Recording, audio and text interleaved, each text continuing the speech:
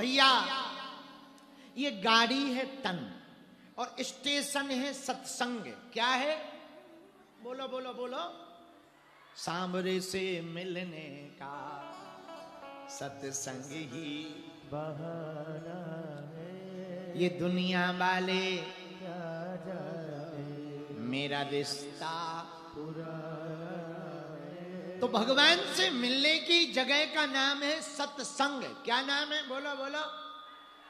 अच्छा, सत्संग का महत्व क्या है? सुनो। आहा, बंगाल में एक महात्मा हुए, उनका नाम था माधव दास। क्या नाम था? जोर से बोलो।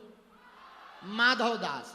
भैया माधव दास नाम के महात्मा हुए, उनका काम घर पर जाते थे, लोगों से कुछ भोजन पानी लेते थे, पाते थे, भजन करते थे। भजनानंदी महात्मा, सीधे साधे महात्मा। एक माताजी के यहां रोज जाते थे, वो रोज गालियां देती थी।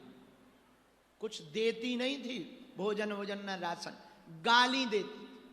ऐसे खासे महात्मा मांग के नहीं खाए, मांग के खा रहे हो, कमा के नहीं खा सकते, मजदूरी नहीं कर सकते। चार बातें सुन। तो महात्मा का चेला रोज कहे कि आप एक बात बताओ, रोज क्यों जाते हो? जब वो गालियां देती है मत जाओ। महात्मा बोले हम चाहते हैं वो गालियां ना दे, कुछ दान में दे, ताकि उसके द्वारा पुण्य हो जाए। तो चेला ने कहा कि उसके चक्कर में मत पड़ो, उसे पुण्य आत्मा नहीं बनना है। तो महात्मा बोले जब वो गालियां देना नहीं छोड़ सकती तो हम मांगना काहे को छोड़ दें? हैं? जब वो गालियां देना नहीं छोड़ रही, हम मांगना काहे को छोड़े? तो दूसरे दिन आप फिर गए। अगले दिन गए तो था तो कुछ नहीं, वो खड़ी हुई पुताई कर रही थी। तो पहले के जमाने में बुरुश तो होते नहीं थे, कपड़े का पोता होता था। पोता, उसे हमारे यहां पोता कहते, आपके यहां क्या कहते? पोता ही कहते। तो कपड़े का पोता था, तो वो कपड़े से पोता से पुताई कर रही थी। महात्मा जी ने आवाज लगाई भिक्षाम देही। तो आज उसे बड़ी गुस्सा आ गई कि लो फिर आ गए, रोज गाली देते हो, फिर आ गए। सो उसने लिया पोता और फेंक के मार दिया। तो महात्मा की छाती पे लगा। महात्मा ने वो पोता का कपड़ा लिया, झोली में डाल लिया।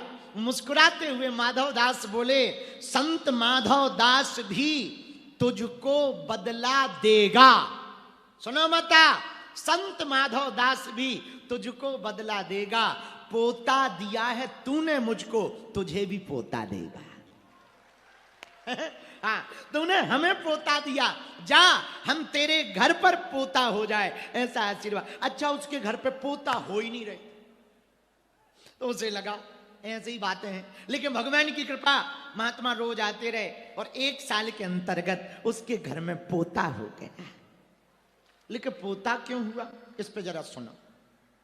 जब कपड़े का पोता महात्मा माधव दास को दिया तो चेला ने कहा कि अब इसका क्या करोगे?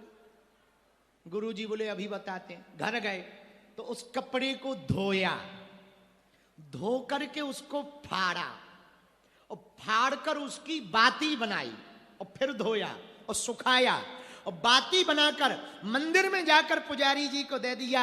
हमारी तरफ से राम जी के चरणों में ये बत्ती जला देना, दीपक में लगा देना। महात्मा ने वो कपड़ा लिया, वो बाती ली कपड़े की और बत्ती बना करके राम जी के चरणों में जला दी। जैसे ही जलाई तो पोता बोला, वो कपड़ा क्या बोले बताओ, धन्य है सतपुरुषों का संग, बदल दे ते जीवन का रंग।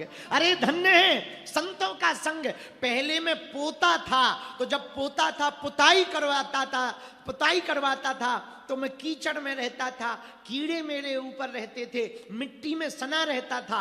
आज एक संत का संग मिल गया, मैं साफ भी हो गया और भगवान के मंदिर में आकर बत्ती बनकर जल रहा हूं।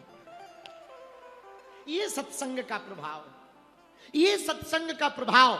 मेरे पागलों, एक संग के कारण बताओ सीधे राम जी के चरण मिल गए, राम जी का मंदिर मिल गया। इसीलिए छत्तीसगढ़ के पागलों, जो सत्संग में बैठेगा वो संसार सागर से, जगत से जगदीश की चरणों में पहुंच जाएगा, भगवान के चरणों की यात्रा करेगा। इसलिए कथा सुनना बहुत जरूरी है। बोलो सीताराम।